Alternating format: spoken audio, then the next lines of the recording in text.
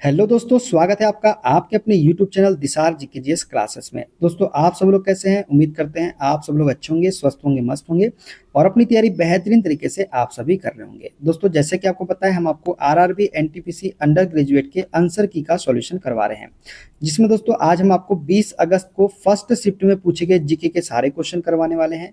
जितने भी ALP technician group D के स्टूडेंट है, इस वीडियो को जरूर देखिएगा। यहाँ से आपको डायरेक्टली क्वेश्चन एग्जाम में देखने को मिल सकते हैं। दोस्तों, वीडियो अच्छा लगे वीडियो को लाइक कर दीजिएगा, शेयर कर दीजिएगा, कमेंट कर दीजिएगा। चैनल पे नए हैं, चैनल को सब्सक्राइब करके बेल आइकन को प्रेस कर लीजिएगा। और हमसे जुड़ने के लिए, क्लास की अपडेट के लिए आप हमारा टेलीग्राम चैनल ज्वाइन कर सकते हैं। टेलीग्राम चैनल का लिंक मैंने डिस्क्रिप्शन बॉक्स में आपको दे दिया है। चलिए दोस्तों, देर न करते हुए स्टार्ट करते हैं आज का अपना सेशन। निम्नलिखित में से कौन सा मौलिक अधिकार भारतीय संविधान के अनुच्छेद 14 के तहत गारंटीकृत है? तो दोस्तों, अनुच्छेद 14 के तहत गारंटीकृत जो मौलिक अधिकार है वे है कानून के समक्ष समानता। कानून के समक्ष समानता जो है ये भारतीय संविधान के अनुच्छेद 14 के तहत गारंटीकृत है। देखते हैं अगला क्वेश्चन। विंडोज में ओपन एप्लीकेशनों के बीच स्विच करने के लिए निम्न में से कौन सी शॉर्टकट कुंजी का उपयोग किया जाता है? दोस्तों, एप्लीकेशनों के बीच स्विच करने के लिए अल्टर प्लस टैब का उपयोग किया जाता है। किसका? अल्टर प्लस टैब का। देखते हैं अगला क्वेश्चन। वर्तमान अंतरराष्ट्रीय प्रणाली में कितनी परस्पर स्वतंत्र मूल राशियां हैं? तो दोस्तों, मूल राशियां कितनी है? 7 है। कितनी है? 7। तो सी इसका करेक्ट आंसर हो जाएगा। देखते हैं अगला क्वेश्चन। भारतीय संविधान के अनुच्छेद 244(2) के अंतर्गत छठी अनुसूची के प्रावधान निम्नलिखित में से किस राज्य समूह के जनजातीय क्षेत्रों के प्रशासन पर लागू होते हैं? तो दोस्तों, भारतीय संविधान के अनुच्छेद 244(2) के अंतर्गत छठी अनुसूची के प्रावधान जो है ये असम, मेघालय, त्रिपुरा और मिजोरम राज्य के समूह के जनजातीय क्षेत्रों के प्रशासन पर लागू होते हैं। कौन कौन से? असम, मेघालय, त्रिपुरा और मिजोरम के। देखते हैं अगला क्वेश्चन। संक्षिप्त नाम उसके पूर्ण रूप और उसके एप्लीकेशन के सही संयोजन की पहचान करें। दोस्तों, ASCII automated symbolic code for integrated input ये गलत है। दोस्तों, लेन की बात करें तो लार्ज एरिया नेटवर्क ये भी गलत है। सीडी की बात करें तो कॉम्पैक्ट डिस्क ये भी गलत है। और आस्की की बात करें तो ये इसका होता है American standard code for information interchange. तो ये डी इसका करेक्ट आंसर हो जाएगा। देखते हैं अगला क्वेश्चन। मई 2025 में भारतीय नौसेना द्वारा किस अधो समुद्री रक्षा हथियार का सफलतापूर्वक परीक्षण किया गया? तो दोस्तों, मल्टी इन्फ्लुएंस ग्राउंड माइंड का सफलतापूर्वक परीक्षण किया गया। किसके द्वारा? भारतीय नौसेना के द्वारा। देखते हैं अगला क्वेश्चन। भारतीय दंड संहिता आईपीसी की धारा 498(a) किससे संबंधित है? तो दोस्तों, भारतीय दंड संहिता आईपीसी की धारा 498(a) जो है ये पति या उसके रिश्तेदारों द्वारा महिला के प्रति क्रूरता से संबंधित है। किससे? पति या उसके रिश्तेदारों के द्वारा महिला के प्रति क्रूरता। देखते हैं अगला क्वेश्चन। 1947 में भारत के विभाजन का मुख्य कारण क्या था? तो सांप्रदायिक तनाव और राजनीतिक मतभेद जो है ये 1947 में भारत के विभाजन का मुख्य कारण था। देखते हैं अगला। डोरा बिसोई और चक्र बिसोई के नाम डैश में राजनीतिक अस्थिरता, ब्रिटिश कानूनों और नियमों की अनुपयुक्तता तथा खोंडों की आर्थिक पीड़ा के विरुद्ध उपजे विद्रोह से संबंधित है। दोस्तों, डोरा बिसोई और चक्र बिसोई के नाम जो है ये घुमुसर उड़ीसा में, किसमें? घुमुसर उड़ीसा में राजनीतिक अस्थिरता, ब्रिटिश कानूनों और नियमों की अनुपयुक्तता तथा खोंडों की आर्थिक पीड़ा के विरुद्ध उपजे विद्रोह से संबंधित है। तो इसका राइट आंसर हो जाएगा ऑप्शन नंबर बी वाला। देखते हैं अगला क्वेश्चन। 14 मार्च 2024 तक की स्थिति के अनुसार एशिया की सबसे लंबी सुरंग निम्न में से कौन सी है? तो जोजिला सुरंग जो है दोस्तों ये एशिया की सबसे लंबी सुरंग है। ये 14 मार्च 2024 तक की स्थिति के अनुसार। देखते हैं अगला क्वेश्चन। मई 2025 तक की स्थिति के अनुसार पूर्व क्रिकेटर हरभजन सिंह राज्यसभा में किस राजनीतिक दल का प्रतिनिधित्व करते हैं? तो दोस्तों, हरभजन सिंह जो है ये आम आदमी पार्टी का प्रतिनिधित्व करते हैं। किसका? आम आदमी पार्टी का। देखते हैं अगला क्वेश्चन। भारत की जनगणना 2011 के अनुसार भारत का सर्वाधिक नगरीकृत राज्य कौन सा है? तो गोवा जो है दोस्तों ये भारत की जनगणना 2011 के अनुसार भारत का सर्वाधिक नगरीकृत राज्य है। तो गोवा इसका करेक्ट आंसर हो जाएगा। देखते हैं अगला। 2025 के दिल्ली विधानसभा चुनाव का परिणाम क्या रहा? तो दोस्तों, भाजपा ने बहुमत हासिल कर सरकार बनाई। 2025 में क्या किया? भाजपा ने बहुमत हासिल करके सरकार बनाई। देखते हैं अगला। निम्नलिखित में से कौन सा प्रोटीन जीवमंडल में सबसे प्रचुर मात्रा में पाया जाता है? तो रूबिस्को जो है दोस्तों, रूबिस्को प्रोटीन जो है ये जीव मंडल में सबसे प्रचुर मात्रा में पाया जाता है, तो सी इसका करेक्ट आंसर हो जाएगा। लॉर्ड कर्जन ने भारतीय विश्वविद्यालय अधिनियम निम्नलिखित में से किस वर्ष पारित किया था, जिसके द्वारा भारतीय विश्वविद्यालय को सख्त सरकारी नियंत्रण के अधीन कर लिया गया था।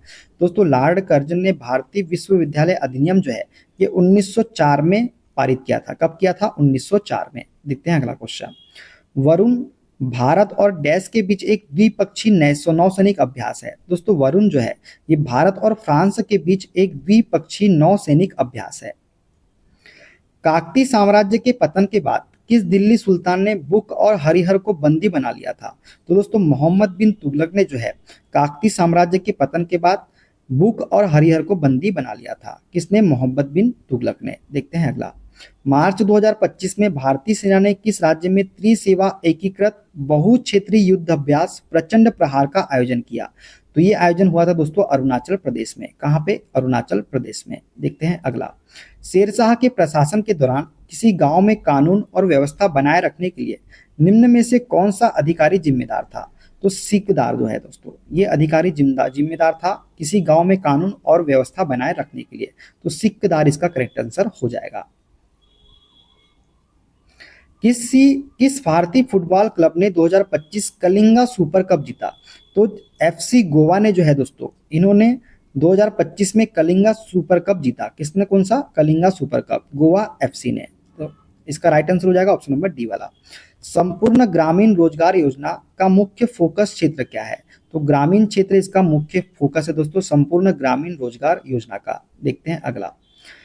3 मार्च 2025 को मनाए गए किस अंतर्राष्ट्रीय दिवस की थीम वन्य जीव संरक्षण, वित्त, लोगों और पृथ्वी के लिए निवेश थी? तो दोस्तों ये थी विश्व वन्य जीव दिवस की थीम। किसकी थी? विश्व वन्य जीव दिवस की थीम जो 3 मार्च 2025 को मनाया गया था। देखते हैं अगला क्वेश्चन।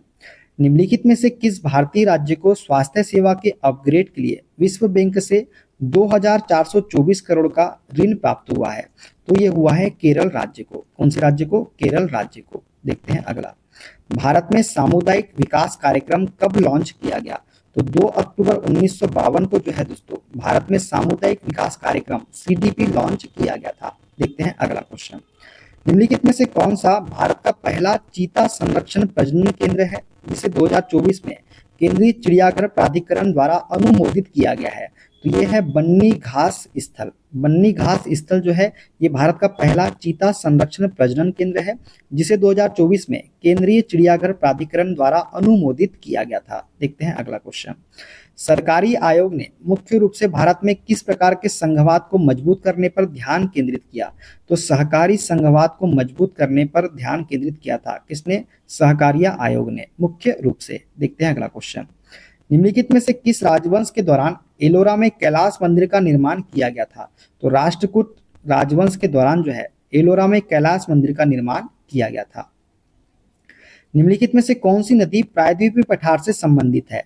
तो कृष्णा नदी जो है दोस्तों ये प्रायद्वीपीय पठार से संबंधित नदी है। देखते हैं अगला क्वेश्चन। मार्च 2025 में आर्मेनिया ने निम्नलिखित में से किस देश के साथ शांति संधि पर हस्ताक्षर किए?